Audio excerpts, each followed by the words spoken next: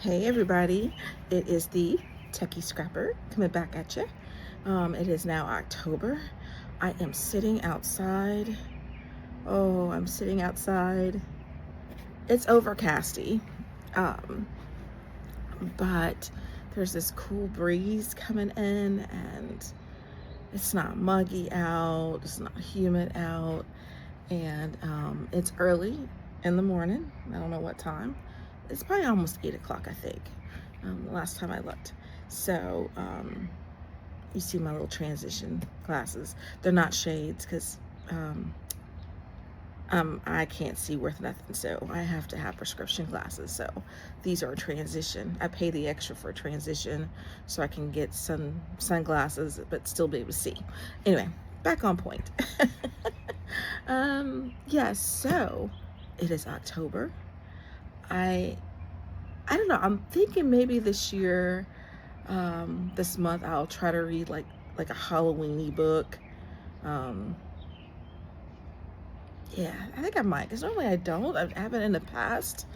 Like maybe I'll go into reading seasonal, like reading a seasonal book, like fall or winter or Christmassy.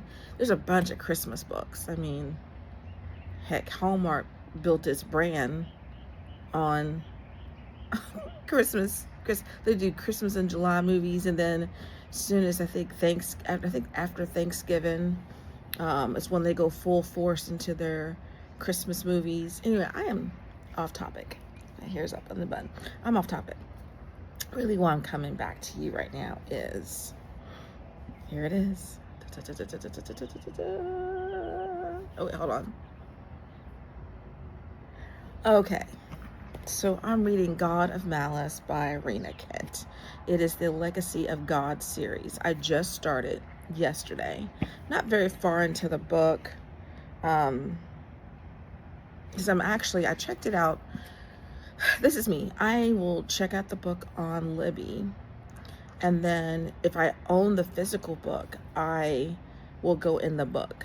And sometimes I'll read along.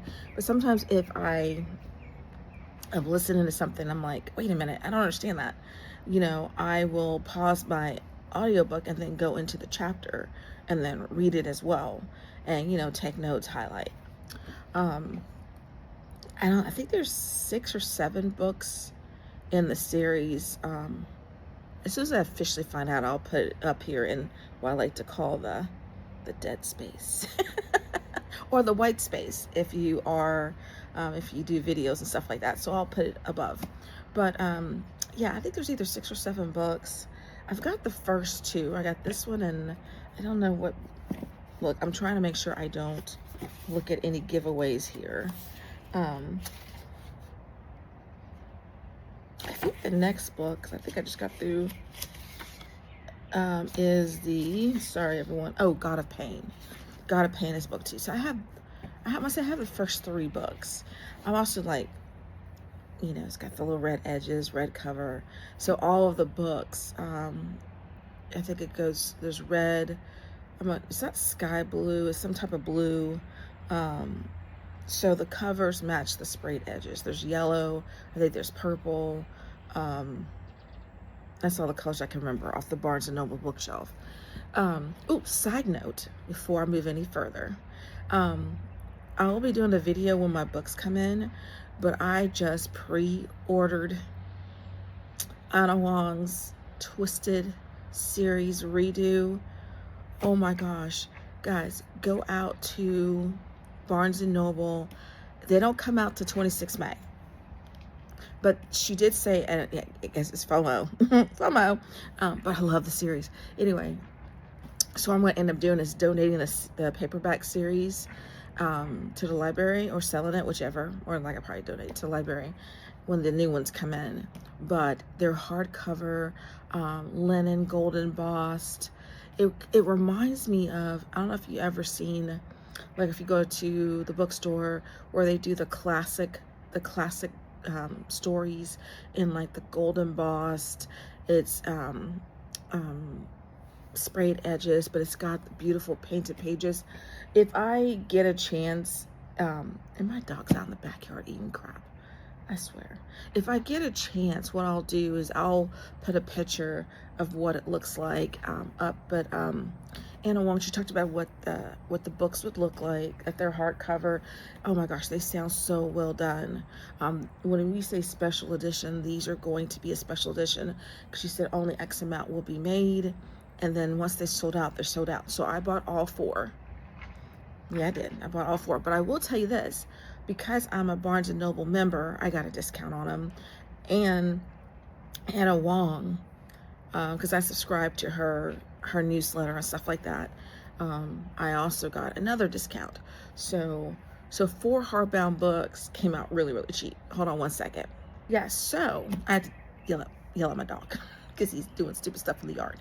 Anyway, so I pre-ordered that crap yesterday. And I won't see it till the 26th of May. It's okay. I'm super excited. Anyway, when they come in, I'll show you guys the books, because anyway, go out on Barnes & Noble or go out on Anna Wong's official website and see the cover. If you are a lover of the Twisted series, oh my gosh, you gotta love these books. Oh, and then side note again, Stephenie Meyer released, I think it's been 20 years since Twilight came out. Anyway, she has released a new box set. It's the illustrated covers of the box set of all the books in the Twilight series itself, like the main books. And oh my gosh, look, I have them on my wish list.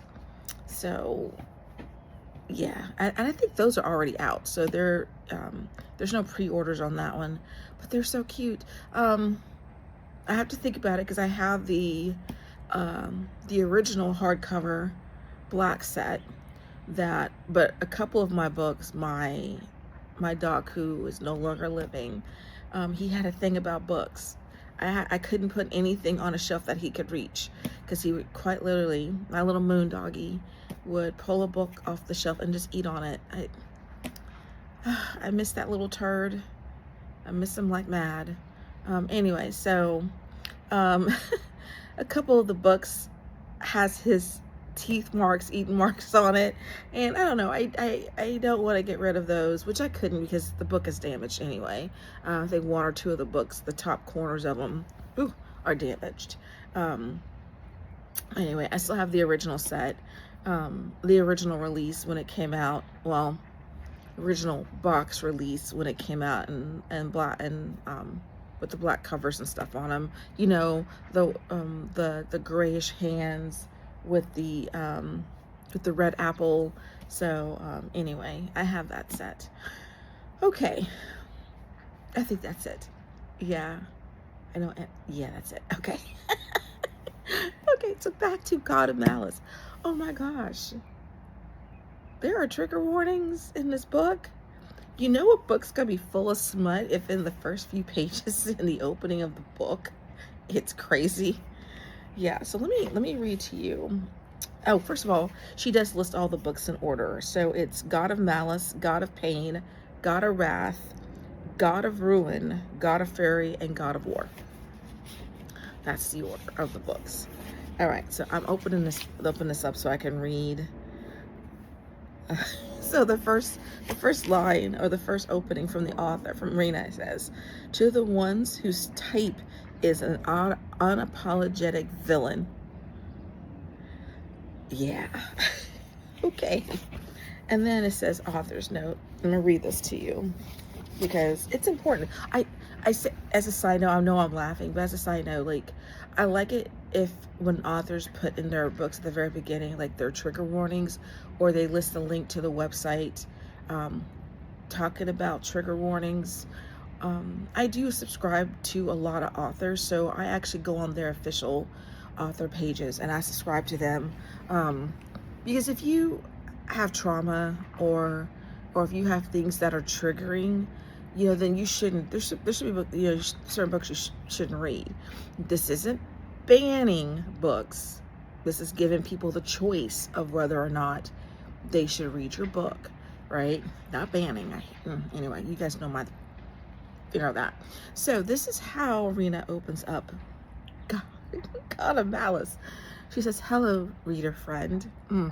If you haven't read my books before, which I hadn't because this is my first book, you might not know this, but I write darker stories that can be upsetting and disturbing. My books and main characters aren't for the faint of heart. I'm gonna tell you, it sure wasn't when I first read those few pages. Killian Carson. Now, in the book, so Killian is the main male character in this book. And they say how he got his name is based on like who he is as a character. So Killian, kill. Yeah. Okay, let me finish reading this and not get into the premise of this book. Killian Carson, the main character of God of Malice, is a true psychopath, not a make-believe villain, nor a bad boy who's eventually tamed. He is not tamed. He's a villain with very questionable actions, so if you can't handle morally black characters, please do not proceed. This book contains non-com, dub-con, and suicidal thoughts, so I trust you know your triggers before you proceed. God of Malice is a complete standalone. For more things, go to her website. Okay, which is Rina Kent. Yes, RinaKent.com. So, okay, so I describe God of Malice as Romeo and Juliet meets mafia and posh society. So in Britain, there's these two schools that are separated, I think by a body of water or a river. It says something like that.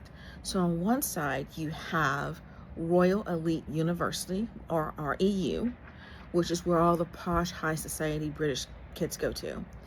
And then on the other side of the river, or the tracks, I want to look at it, is called King's University. And these are kids who come, they call them new money, not old money, because REU is old money, but King's University is new money. And how they get their new money? Well, some of them might have mafia ties. Set in a university, these are college students. And so Glendon is right. Yes, Glendon King. She goes to REU. She's part of the Royal Elite, or the posh elite. Meets by accident Killian. Now, at the time when she meets him, she doesn't know that he's Killian Carson. She meets him. Yeah, anyway. Ooh, she meets him. So, she doesn't find out too much later. I want to say in chapter 2 who he is. I think he knew who she was, but she did not know who he was. So they meet. Yeah, they meet. I'm not gonna make any spoilers because you should read the book. So anyway, they meet, but yeah. So I decided, like I said, you guys saw my other video. Hopefully you saw my other video. If not, go see my other video, where I had to take a break from reading. I got burnt out because I had read up to 40 books by June. By the end of June, I had read 40 books, and I started in January. And a lot of my books were world building, like heavy, long pages. When I went back and did my number stats for June, I listened to a total of 66 hours just in June. A lot of books I read in June were heavy hitting, long pages, long, like I think one book was like either 24 or 36 hours for listening. I think it was 24. A couple of 18s in there. So yeah, I think at the end of June I was definitely burnt out, because when I just did the stats when I closed out June, and I was like, man, I listened to 66 hours of books in the month of June. Yeah, so you guys know I did a couple of palette cleansers, and now I'm back into the books that are on my bookshelf. And so God of Malice is one of the books on my bookshelf in my physical TBR, because I am trying to read more of my physical TBR, because it is large, in my opinion, and there's a lot of books on it, a lot that I haven't read. So I'm being more mindful of that and trying to read my books, okay? So yeah. So this one here, and honestly, with all the hopefully haha going on in the world right now, not getting paid, government shutdown, I said, I need a book that I don't have to think about. I'm not trying to piece together the different worlds of the families and how they. I said, I need a book that's um, just I don't have to think about. Okay, I don't have to keep track of what happened on this realm and another realm. Don't get me wrong, I love the books. I love those books. But I definitely have to be in the right mindset to fully understand and comprehend. So, um, so anyway, I picked this one up. I'm listening to it on Libby. And so I think I told you guys this, and I may have mentioned this already, is that I listen to the book and then I have my book with me as well. So, excuse me, I'm switching hands here. So yeah, so I've been wanting to read the book, and been wanting to get into it, and it's definitely, I feel like it's fast paced. I mean, the book is long. There's 500 and I think 56 pages, 53 pages in the book, and so it's not slow moving. It's definitely fast moving, which is good. I like a fast paced book. I don't like, I mean, it's okay if it kind of drags a little bit, but when the whole book, because a lot of times with world building built books, the first book is just long. It can be slow because they're telling you all about the characters. They're telling you about the different families. If you know, they're telling you about why people have, why the situation is the way it is. So the first book is a lot of that, and then it doesn't really pick up sometimes until you start getting to the last quarter or so of the book, because it's, I don't know what you're eating on. Hold on, can you guys see my dog Elvis? Let's say hi to everybody. He needs to be brushed. He's a mess. He's a mutt. He's Shar-Pei Corgi German Shepherd, and I think I'm a Corgi Shar-Pei German Shepherd. Yes. But he's a little old thing. Elvis. He's my little Elvis Presley. Anyway, he's a cutie, but he's a mess. Anyway, back to this. So I wanted to, so there's no spoilers in there. Yeah. So, gosh, sorry. Back to the book. This is what happens when you get off topic. I'm easily distracted. Gosh, easily distracted. Anyway, so I'm listening to the book on Libby, and I'm reading along, doing some highlighting, trying to get all the characters. So on Rina Kent's author site, she said that these are completely standalones. Okay. Here's where I would say true, not true. Because God of Malice is the first book, and there's 5 books in the series. Right? There's 5 books? No, 6 books total. But God of Malice introduces you to all the characters. I mean, it could be something like with the Addicted Calloway series, where, the Ritchie sisters said, oh, you can read the Addicted series separate from the Calloway sister series. But not really, because you miss out on a lot of the story by doing that, because there's crossovers between the stories. So if I was to start with, let's say, God of Pain, well, that book is about 2 characters that you learn in God of Malice. So again, my personal opinion, it is the author, and they're standalones, but God of Malice introduces you to all the characters that you're going to learn about in the next 5 books, because each book I think is based on a male character and a female character. But these characters go to REU and Kingsview. So anyway, I would say maybe start out with God of Malice so that you can get introduced to all the characters, how they fit together. And then maybe read the other ones. Like, I don't know what the other ones are. I don't know what the other books, main FMC and MMCs are. But just looking at the premise of, let's see, is it God of Pain? Yes. The character you get introduced to in, well, both of the characters you get introduced to in God of Malice are the next two main characters in the next book. So I have a feeling, without completely looking into the series, is that I think these stories may run parallel to one another. I don't think it is going to be a, when God of Malice ends, then God of Pain picks up.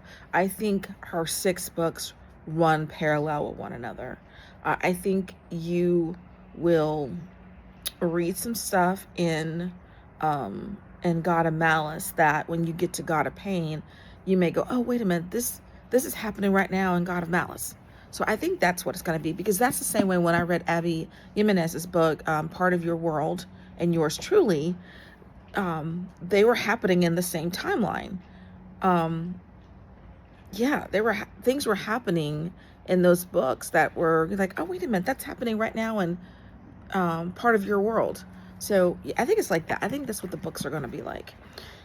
Anyway, so you get introduced to, and so like I said, Glendon King, she is the Soul's Posh, so she's the FMC, well, MFC, which is main female character, and then MMC is gonna be your Killian Carson, and so different worlds, both, and they both are rich. It's just one's old school money and one's new school money from the mafia. Shoot. They talk about, you know, how Killian fits into the realm. And then, and the other thing is, in the beginning, also in the beginning of her book, she does a family tree. Look, I'm going to be honest. I am so happy when authors do that, because, like, this book doesn't have a whole lot of family members in it. But, like, there's a lot, especially in books that world build, there's so many people. And I'm like, well, how does this family intersect? How do they relate?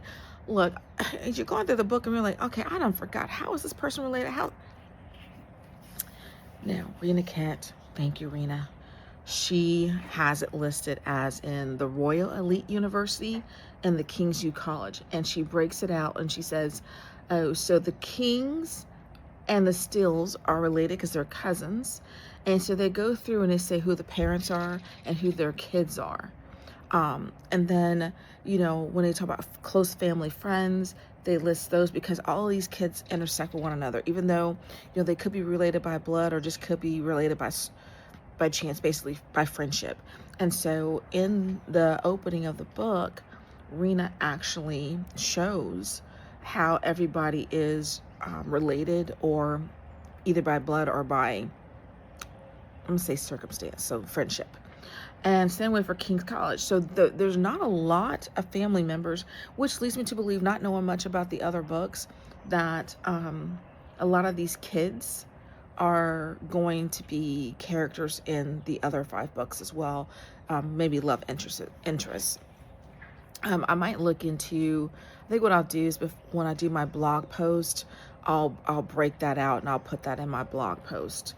Oh, and then you got King's U, where they're related because there's 2 sisters who marry into these families.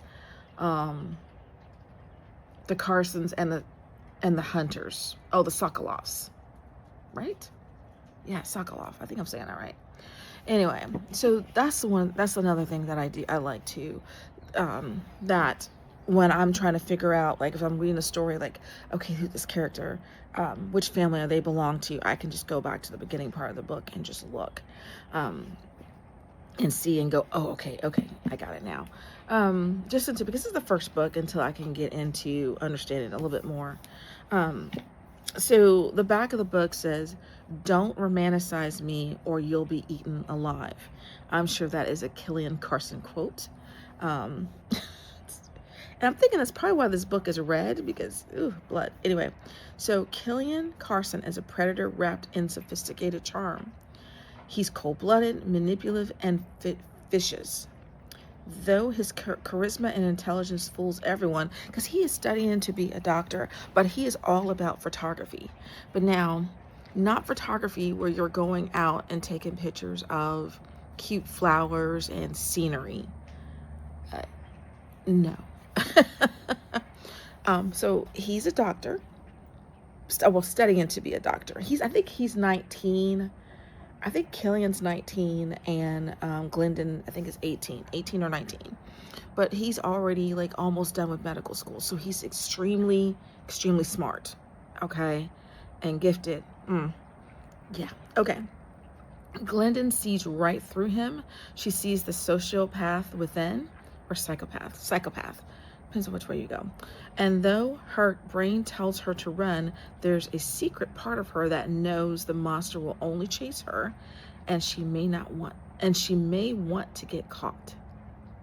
Glendon King has never felt like anyone's favorite. Her mother and father are the artistic talents in the family. So everyone in Glendon's family are artists, like massive, beautiful works of art, and that is not Glendon. However, when she meets Killian, even though at the time when she met him, she didn't know who he was, she went back and she did this gorgeous painting, and everybody's like, Glenn, this is gorgeous. This is great. What? And it was dark. It was a dark painting, and it's like, oh my gosh, you're coming out of your shell. Killian brought Glendon out of her painting cell. But anyway, she's not known in the family as, everyone, when they think about her, they're like, oh, she's kind, she's sweet, but she's definitely not the artist in the family. So it says, but Killian, he has no expectations except that she is now his. It doesn't matter that their schools are rivals or that their families have been enemies since before they were born. Their positive, all-consuming desire may be able to be drowned out. Okay, let me reread that, because really, Yvette? It says they're possessive. There we go. I said positive. Ooh, yes. Anyway, their possessive, all-consuming desire may be able to drown out everything else. But can two people with broken souls truly repair the broken parts of each other's psyche? Can their dark and sinful desire overcome their history? When it turns out those paths are more disturbingly entwined than they thought, they may come out stronger, or it may be their unraveling. Okay. Yes. All right, people. Like I said, I'm only 130, 140 pages in. Fast moving. Quick tell. If you're not into like crazy smut, okay, then don't pick it up. I remember reading the Camelot series, American Princess, American Prince, and American King. Yeah, that has some serious trigger warnings to it. Anyway, yeah, then definitely don't. Like, go out to her website, read the trigger warnings for her. But she has written a lot of books and a lot of series. But like she said, in this one, she says all of her books are dark romance. So just be mindful of that. But I am going to go back and pick it back up in my Libby of God and Malice while I edit this video and a couple of more. But most definitely starting off October with a bang. Starting off October with a bang, quite literally. All right, people. God of Malice. God of Malice, God of Malice, God of Malice. I will see you all very, very soon. And as I like to end all of my videos, be kind. Be kind to yourself. Be kind to one another. Find a little joy and peace. And that's a truck rolling by, because the area I live in is still under construction. Yeah, there we go. They're probably delivering cement. Who knows? But anyway, be kind. Again, be kind to yourself. Be kind to one another. Find some peace today. Like I said, I'm sitting outside. It's a nice, beautiful day. I think I'm going to sit out here and listen to my book for a little bit before I go in. And anyway, I'll be seeing you guys again real soon. So, hey, everybody, it's the Techie Scrapper. And I'm signing out. And see you again real soon. Bye.